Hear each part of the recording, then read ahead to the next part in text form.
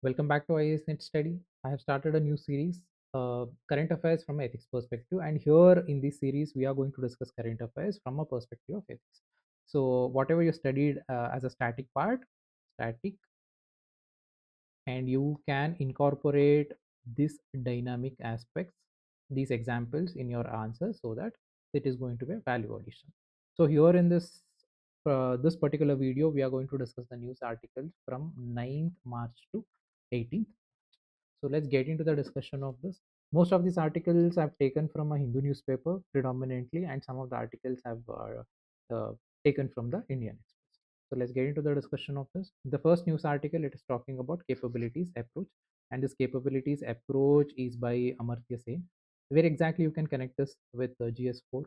We have a fifth chapter. Fifth chapter talks about moral philosophy, and this moral philosophy, the contemporary philosophers, contemporary ideologies, or reformers, there you can connect this topic there. So, fifth unit, moral philosophy and contemporary philosophy, philosophers, ideologies, there you can connect it. So here the news article, it is talking about development means expansion of choices in Amartya Sen's capabilities approach. See, I'm not going to discuss detailedly or the content of this news article. All we have to focus is the capabilities approach. You need to understand what exactly this capabilities approach is, right? So usually, if you look at there are so many ways to analyze the development. Most of these, they majorly they involve economic perspective, especially the income, GDP, PPP. These are some of the parameters we use. We have a developed country, developing country, underdeveloped country. Even there also major parameter is the economy or the income. So this is what most of these kind of analyzing methodologies, they usually predominantly they are based on uh, finance. So they based on the economy, money. But if you look at the last 10 years, the things have changed. We have HDI, we have happiness index. These kind of different indexes have come, and these indexes have utilized different, apart from money, apart from economic aspect of economic perspective, other aspects are also taken into the consideration. Social aspects are taken into the consideration, psychological aspects are taken into the consideration, educational, health perspective, these are also taken into the consideration. And in that different approach, is also this capabilities approach is also one among those approaches where it is not only money, there are other aspects also taken into the consideration to judge you or to judge particular country or a society or a individual person. So capabilities approach here, so it is given by Amartya Sen. And capabilities approach, it helps you to judge how the person's life really is, how exactly how well societies are doing here. In a simple way, I am getting a salary of 1 lakh per month, you are also getting a salary of 1 lakh per month. From an economic perspective, there are two person A and B, both of them are getting 1 lakh. So both of them, from economic perspective, it is equal. So my level, person A and person B, they are at the same level. But capabilities approach says that A is a different person, B is a different person, dreams of A is different, dreams of B is different. For A, he wants to see the world, or trekking, or cycling, or you want to be a, or person B, you want to be an artist or a singer, something like that. So here I am getting salary 1 lakh rupees, it is fine, but do I have the opportunity to fulfill my desires, to fulfill my dreams? Do I have that freedom to fulfill my desires, my capability? I have certain capabilities. Do I have these opportunities? Do I have this freedom? If I have these freedoms and opportunities, then I am well off. Even though economically we both are same, A and B, but if I am getting this opportunity, if I am getting this freedom, then I am better off. So this is how capabilities approach works, and this is how it is going to distinguish between two persons or two societies or two countries. So capabilities approach says that development should be measured by what people are actually able to do. So I have certain capabilities. If I could able to fulfill my capabilities, then I am better off. So, and not just by how much money they have. So this is capabilities approach, and in other words, it is the real freedom, real opportunities matter more than income alone. And it focuses on people's capability. This is what I've explained. Two people, they're earning the same income, person A, but here person A is healthy, educated, and safe, and person B is sick, uneducated, and faces discrimination. According to the income, both A and B, they are equal, they are on the same level. But if you look at the various other indicators of health indicators, social indicators, or capability from this freedom opportunity, A is better off. So this is how you are going to judge, or this is how you are going to analyze a person, analyze a society. So this is with respect to capabilities approach. Let's and some what are the various parameters that are going to be considered here.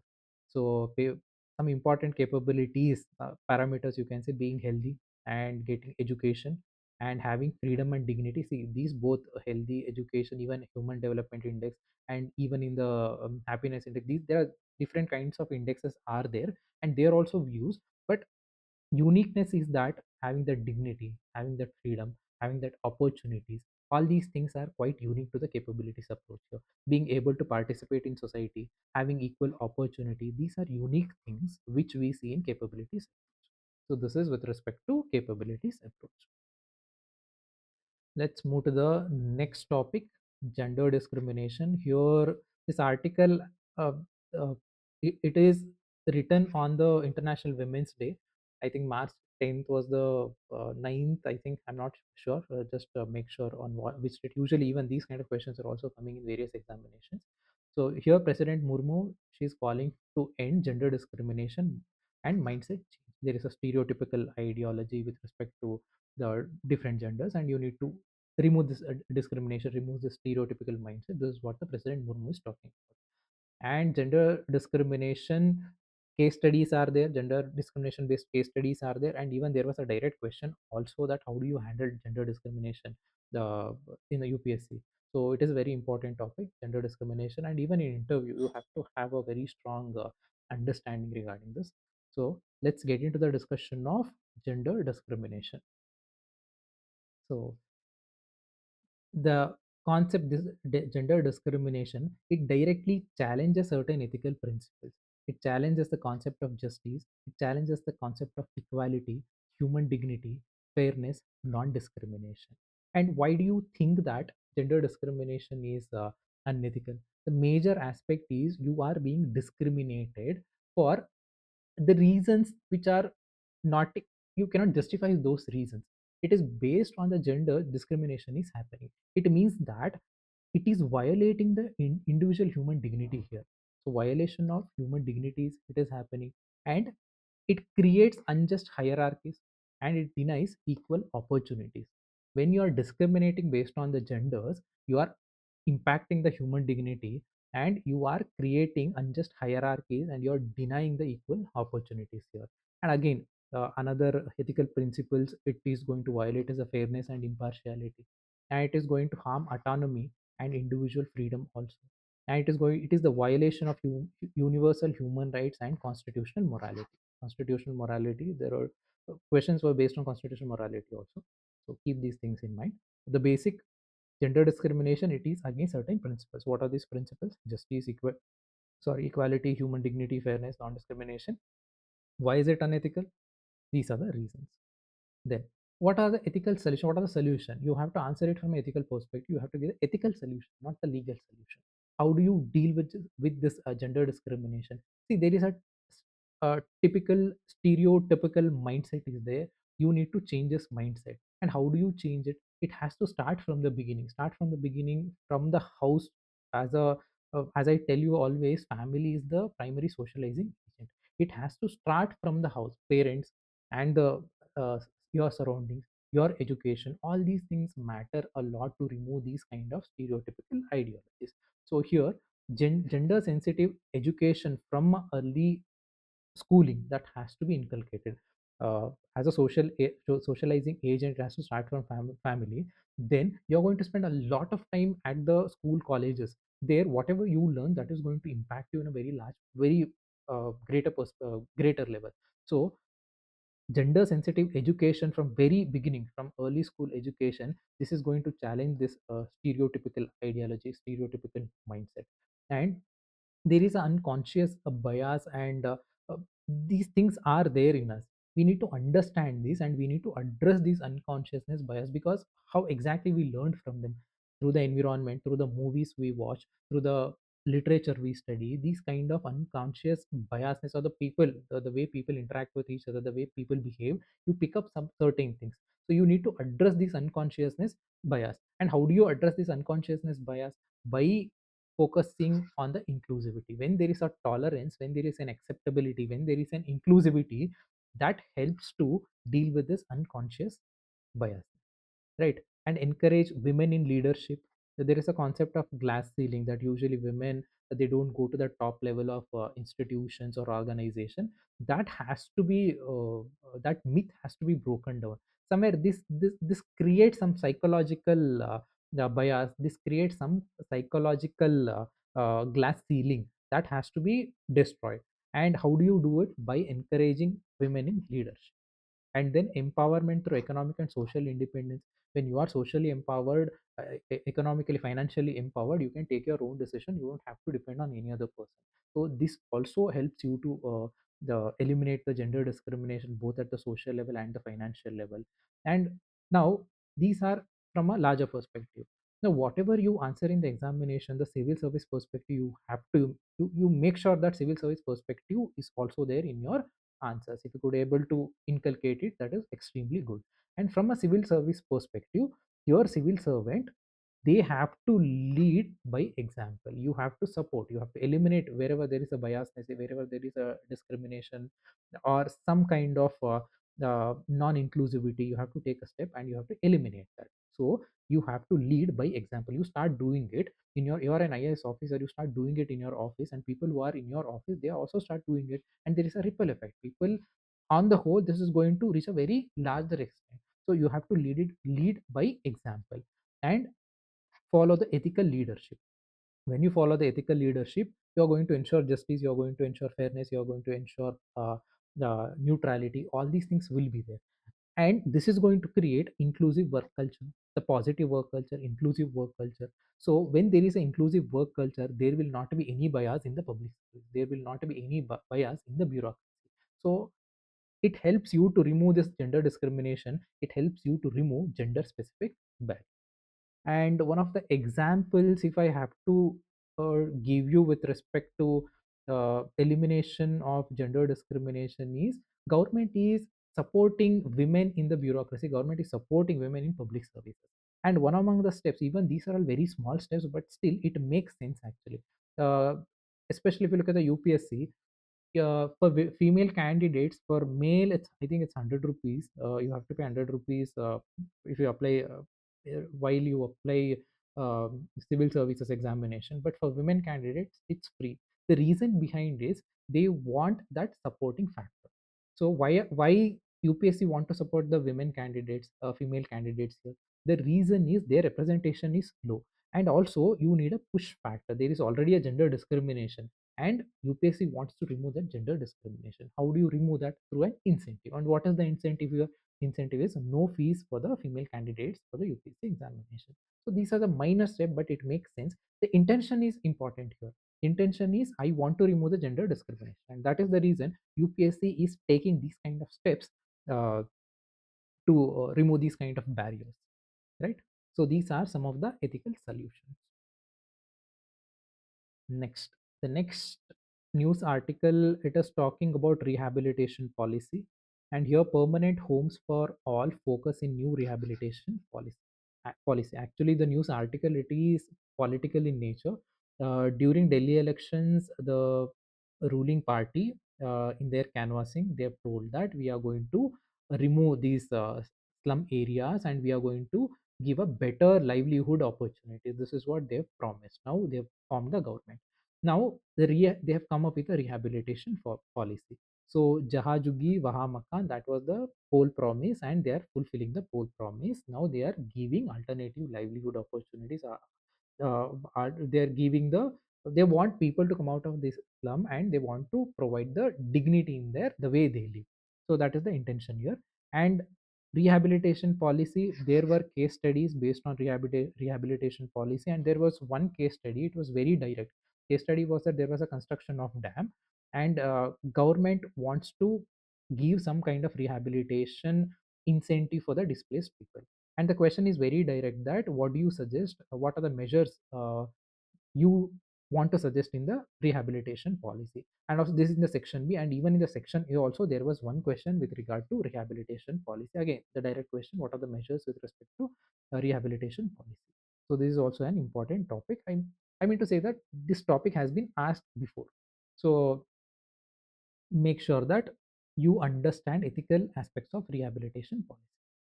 Now let's see the ethical perspective or ethical dimensions of this rehabilitation policy. See, if government is talking about rehabilitation, if construction connect this way, here it is talking about slum rehabilitation, and but you can connect with a rehabilitation due to the dam or flood or avalanches or these kind of things, or some infrastructure is getting built and the rehabilitation is happening, or you have declared some area as a forest area. Again, you have declared a area as a national park. Again, the rehabilitation happens and displacement happens, and how do you do it? So there also you can use this as a fodder material. So the first thing is, now government is thinking of providing something, an alternative, an incentive, something. It wants to give back to the displaced people. Now here it means that there is a genuine intention from the government side. So here, people who are displaced, they are vulnerable now. Now government, the way it is treating, so there is aspect of justice, there is aspect of compassion, and there is aspect of accountability and fairness. So in your rehabilitation policy, make sure that you include all these ethical concepts: justice, fairness, accountability, and compassion. Accountability, because I am accountable, I am displacing you, and it is my responsibility to give you proper settlement, resettlement. And usually what happens, uh, don't see rehabilitation as some kind of burden on you. No, it is not. It is your responsibility, it is your duty, because you have displaced people. Now it is your duty to give the alternative arrangement. So it is not your it's not that you're doing some kind of service to the people. It is your duty, it is your responsibility, and this is one of the welfare measure, and this is an ethical responsibility of government. This terminology is very important, use it in your answers. Ethical responsibility of government. Rehabilitation policy, it is nothing but ethical responsibility of a government. And by through rehabilitation policy, what are you focusing on? You want to restore the dignity. There is a displacement happened, you are constructing a dam, there is a or you are constructing a special economic zone, and people are displaced. Now you have to give a alternative livelihood, you have to give proper place for the settlement. By doing that, you are restoring the dignity of an individual, you are giving livelihood of the people, you are, along with the dignity, is ensuring the livelihood. So it is not only the rehabilitation, it is providing dignity, and it ensures that development benefits are not achieved at the cost of vulnerable groups. You are building a dam, you are constructing a dam, you are constructing something, some economic infrastructure, that should not be at the cost of these vulnerable. Because yes, under utilitarian ideology, maximum benefit to maximum number of people, this you can say, but you cannot compromise with the justice aspect, you cannot compromise with ethical moral values here. And development should not be at the cost of vulnerable groups. If your rehabilitation policy is based on dignity, based on welfare, based on ethical responsibility, you make sure that you are not impacting the lives of vulnerable groups. The development, it is not on development, sorry, vulnerable groups, it is not that. It is equitably distributed to everybody. Then if the rehabilitation policy is ethical, or it is it has a strong ethic, it is based on ethical principles, then it is going to prevent exploitation also. Exploitation, and see, because of this the rehabilitation displacement, a lot of internal struggles happened in our country, and one among these, the Naxal problem is also somewhere, it is linked to that only. And see, what happens, displacement, and it leads to the exploitation. And this exploitation, people are very angry against the state, people are very angry against certain set of people, and they start picking up the arms. So if your rehabilitation policy is ethical, and it is not at the cost of vulnerable people, then it prevents exploitation. So preventing exploitation, it means that you are working for the welfare of the citizens, right? And it provides opportunity. If there is a proper rehabilitation, it provides human development aspects also, the social developmental aspects also. So it provides opportunity for education, it provides opportunity for employment, alternative livelihood opportunities will also be there, and there will be social integration also. So this is one ethical rehabilitation policy. If you take that ethical responsibility, if governance ensuring ethical responsibility, then it leads to the opportunities of education, employment, and social integration. So these are some of the pros or some of the merits of ethical rehabilitation policy, and these things should be there whenever there is a displacement, whenever state is going for a rehabilitation policies. You have to consider these ethical aspects, right? So this is with respect to rehabilitation policy. And especially in case studies, you need to write more. Actually, the case studies will be for 20 marks. You need to write at least 10 points. Here I have added, I think, around 6 7 points. You can if you could elaborate these points into 2 3 points, you can get around 10 points. But make sure that you write for 20 marks in the case studies, right? Let's move to the next topic. The next topic is right to die. Here, the Supreme Court, it has upheld right to die with dignity. And there was a case, Harshit Rana case. He was a 32 years old, and he was in a vegetative state for almost 13 years, and he was living only with the help of medical equipments here. So he was in a vegetative state. Now the family members, they've approached the Supreme Court, and Supreme Court has given the green signal for a passive euthanasia. So it is the right to die with dignity. Let's get into the discussion of this. Let's see what exactly this news article is talking about. Actually, where exactly you can connect this particular right to die with dignity. We in the first unit, ethics and human interface. In the last portion, we have a applied ethics. Under applied ethics, there are bioethics, there are medical ethics. There you can use these kind of articles, or you can quote these kind of observation by Supreme Court in your answers. So applied ethics, bioethics, medical ethics, there you can use these concepts, use these Supreme Court observations in your answers. So let's get into the discussion of this right to die. See, before talking about it, let's see the historical perspective also. In 2018, the constitutional bench of the Supreme Court, it has given a judgment, and in that judgment, it legalized the passive euthanasia, not active euthanasia, passive euthanasia. So it is the same that if a person is in vegetative state, if he is alive only because of all these oxygen masks, all these medical equipments, then family members, they can take a stand of ending that. So passive euthanasia, that is the concept here. Now in this article, this is also talking about the same thing, but court has made an observation. Court says that passive euthanasia, the terminology, it sounds something obsolete. So what you have to, the alternative, it's the same concept, is the same, but it has given an alternative terminology from a much larger perspective. So court mentioned that right to die with dignity. Article 21 talks about right to life. Under the right to life, even right to die, also one of the rights, fundamental rights of an individual with dignity. Especially here, right to die is not for everybody. It's not that I have a right to die, I have to commit suicide. No, it is not the case.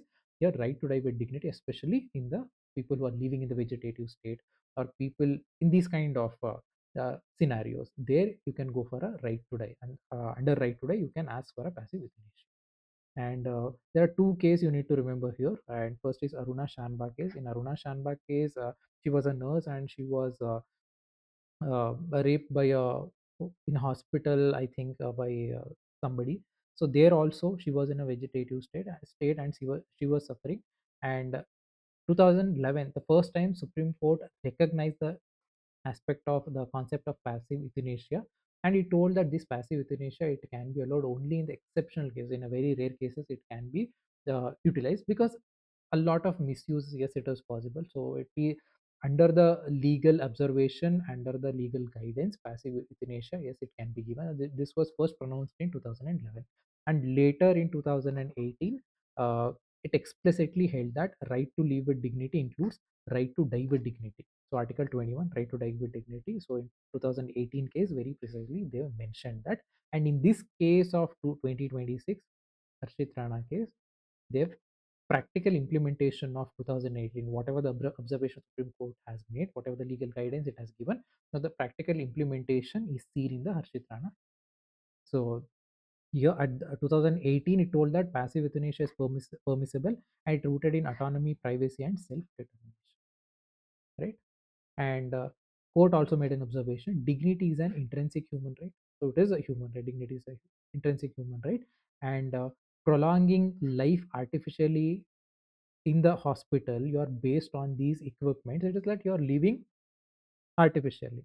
So, and if the case has to be irreversible cases, there is very much convincing, there should be convincing factors that reversibility is that coming back to the life without these equipments. If it's not possible, then it violates the idea of dignity. So I am just in the hospital in the vegetative state, and there are no chances that I can be normal again.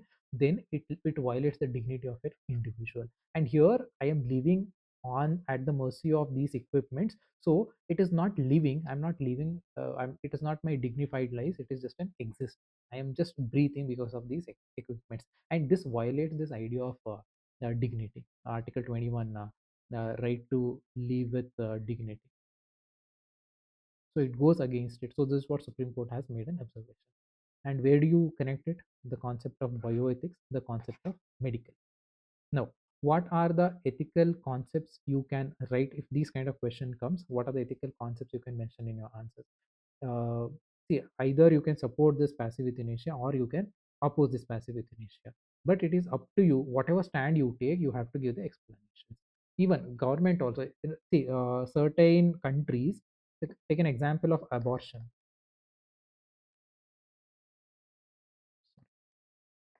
Certain countries, they say yes to abortion, and certain countries, they say no to abortion.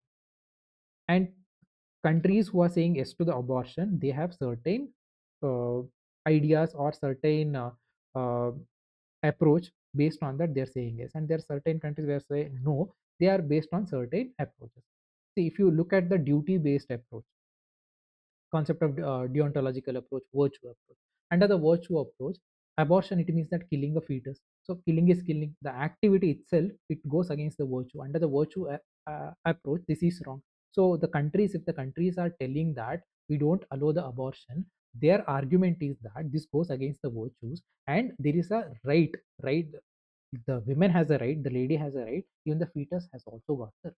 Now this goes against the right of this fetus. So we are upholding the right of the fetus. That is the reason we are saying no to the abortion.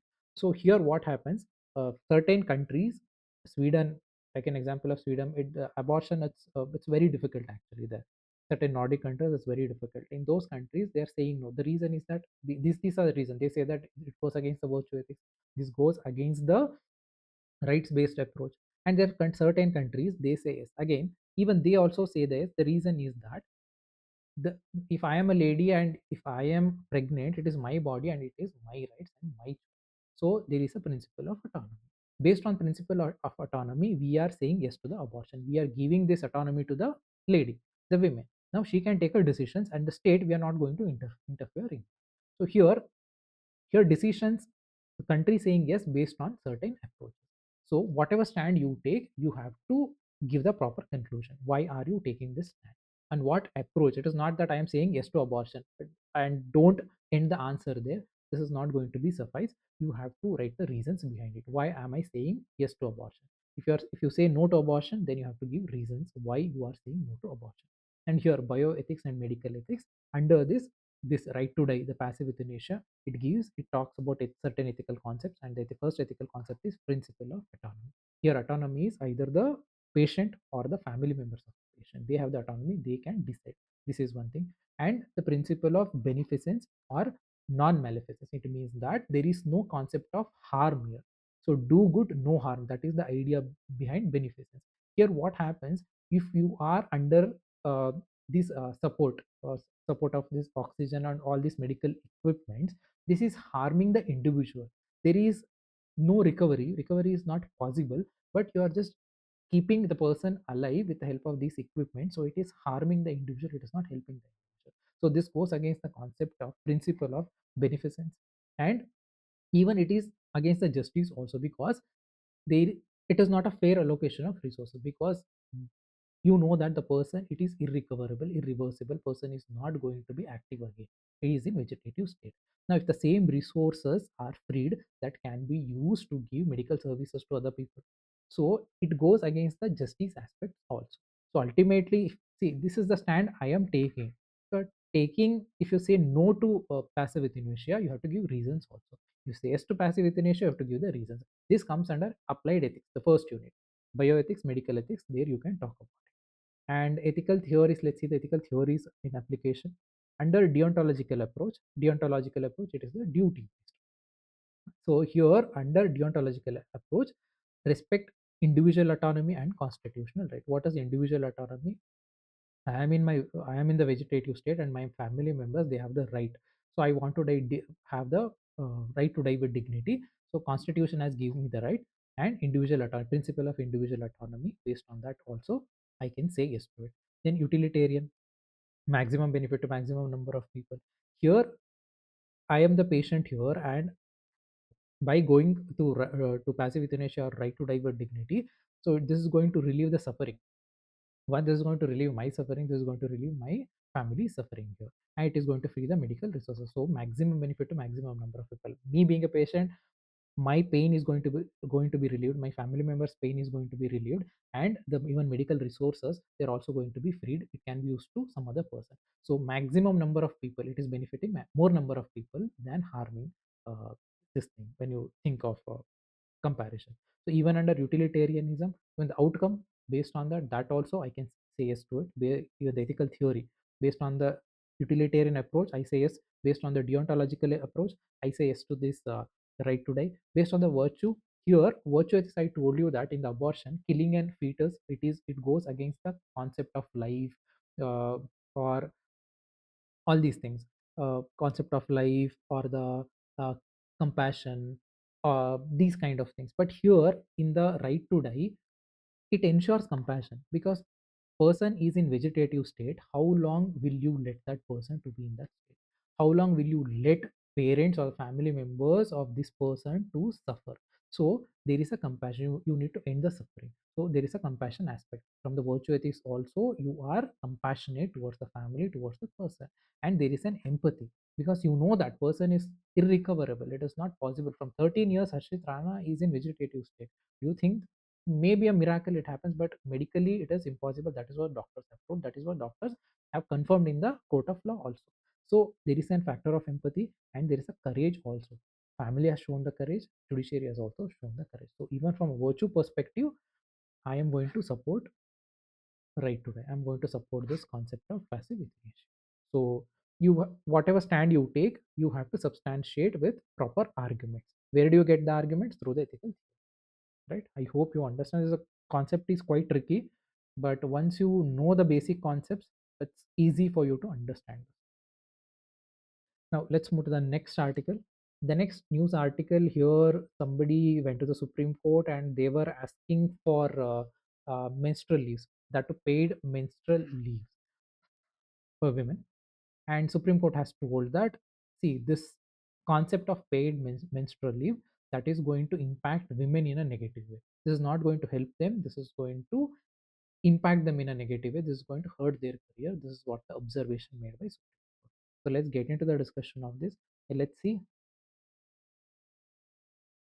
So court expressed concern that mandatory paid menstrual leave could backfire on women's employment and career progression. And court told that if you make it mandatory, nobody is going to hire them. They know that they are going to, there will be extra holidays, and even then there are pregnancy holidays. Taken into the consideration of all these things, these private organization, they might take a step back from hiring the qualifying female candidate. This is what the Supreme Court has made an observation. Employers might hesitate to hire women due to perceived additional cost and unpredictability. So this is another aspect. And if that happens, see, what you do is you want to give some dignity or some kind of emotional psychological support at the during menstrual cycle. But what Supreme Court has told that this is going to reinforce gender stereotypes. and this is going to deprive the equal opportunities. You are going to create obstacle in their career, you are going to create trouble in their career by making mandatory of all these things. And this also limits the responsibilities assigned to them. As an example, court also mentioned that even in judicial services, people, they will not be in favor of allocating cases to the women judges because of menstrual leave, because of this unexpected unpredictability of the unpredictability factor.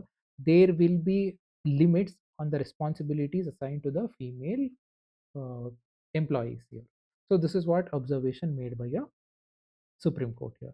And court give a suggestion that, see, we cannot make it mandatory, or we cannot make it legally enforceable. But what we can do is we can support organizations, we can support even for that matter state governments also to go for from voluntary perspective.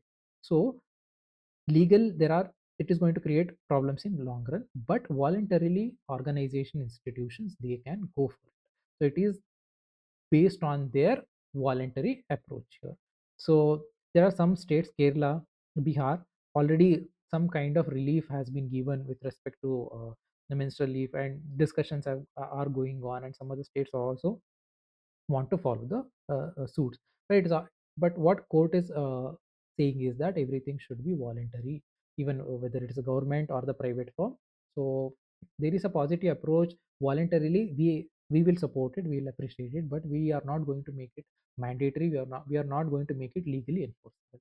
So this is what they are taking. The reason is that the outcome will be negative in a long run. This is going to impact these people because it is going to ensure stereotype, this is going to ensure unpredictability, and this is going to affect their career and even the progress in their career. All these concept of glass ceiling, whatever we have discussed in the gender discrimination, everything comes into the factor now. So this is the reason. And also financial burden, maybe more burden for the private firms. So maybe because of all these reasons, it is not possible for us to make it mandatory. This is what Supreme Court is telling. That Supreme Court's here, what Supreme Court is doing, that it is taking a balanced stand. There is a pragmatic approach from the Supreme Court, and here Supreme Court is telling that balancing individual rights with organization realities. Individual rights of women, dignity of a woman, that is one thing, health, dignity. But at the same time, organization realities, it is also very much important. They've invested money and they want something in return from their employees. And if you put these kind of restriction, mandatory legally enforceable restrictions, this is going to impact organization realities, also institutional, their working culture also, that also has to be balanced. So health, dignity one side, organization reality another side. So we need to take pragmatic approach. And in the case studies, if these kind of case studies comes, always take that balance stand here. It calls for sensitizing employers and society towards menstrual health without reinforcing discrimination. And you can write this as a way forward for the gender discrimination. Whatever discussed President Draupadi Murmu's the second article, the same thing. These points, as you can use it as a way forward. And it relates to inclusive growth, affirmative action, avoid reverse discrimination. Usually, what happens, you are supporting discrimination actually by doing these things. So, the court is taking a very strong stand in order to support the inclusivity and affirmative action and avoiding reverse discrimination. And you must ensure, the state must ensure gender sensitive governance. Gender sensitive, this terminology is important. Gender sensitive governance, that does not mean that make it mandatory, but gender sensitive governance, yes, focus on that. So you can use these things in your way forward. And whatever the stand taken by the pragmatic approach taken by Supreme Court, it promotes empathy, it promotes pragmatism, it promotes inclusive policies without rigid mandates. So this is how you have to manage these things. You cannot outrightly implement something. See, these things, it is not unethical or this is not illegal. This is a demand. Court has taken a balanced approach, and it has given a reason why are we doing this. We don't want to create some kind of hurdle for the women employees, and they've taken that pragmatic approach here, and it is very much necessary. So compare, this pragmatic approach includes inclusivity, empathy, compassion, and make sure that we are not creating some kind of rigid mandates. So this is with respect to paid menstrual leave. I think this is it for the day, guys. And the 4 5 articles we talked about it, and connect with the topics where you can use it. And most of these way forwards, it is going to help you in your case studies. So this is it for the day, guys. I will see you guys in the next week. current affairs related to ethics. Thank you for listening. Please like the video, subscribe to the channel, and leave the comments so that it will help me to increase my reach. And I'll see you guys again. Thank you so much. Have a good